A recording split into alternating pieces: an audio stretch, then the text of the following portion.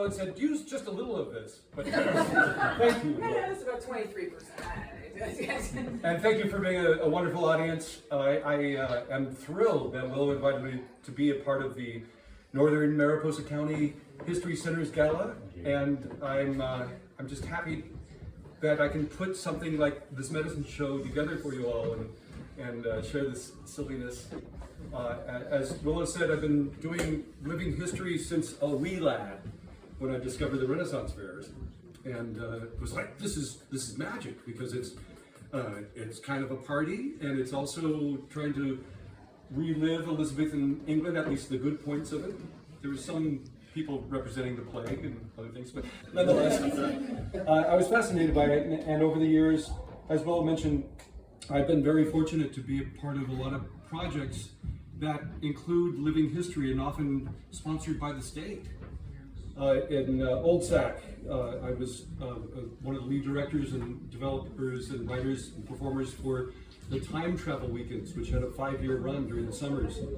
And it was richly rewarding. I don't know how much living history you do here in Coulterville, but you have a beautiful, wonderful, lovely history that a lot of it is mentioned in this book, if you're not familiar with it, Roaring Camps.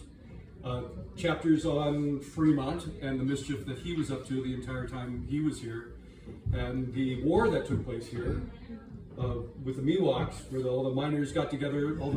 It was one of the few times that all the different culture sects of the miners got together to do something. They usually were fighting amongst themselves. You know, there was the Chilean War, there was the Hispanic War, there was the Chinese being anyway. And they all came together to chase the horse-stealing Miwoks, who outran them up into the high mountains. That war was here. I don't necessarily say you should represent the war or the sad stories here, but it is news of the day that you, as living history, can refer to in the first person. And that's what I usually bring to example the docents and volunteers in Columbia State Historic Park, is to take everyone out of, oh, well, in the day we would do this, to, did you hear the news today as you're doing whatever activity your persona does? And it brings it to a more immediate level and a more engaging place for your guests. And for me, that's incredibly rewarding. One of the most potent theatrical moments I've ever witnessed was on the streets in Old Sacramento, where we restaged an abolitionist debate and from the transcripts. And it had 3 parts. Those who wanted to abolish slavery completely, those who were for keeping slavery because it would ruin the economy of the South, and those who were like, yes, they should be freed, but they should be sent to Colombia, South America, because we don't want them settling here. There was transcripts of the actual debates, and the folk on the streets that witnessed this had the most wide range of reactions I've ever seen for living history.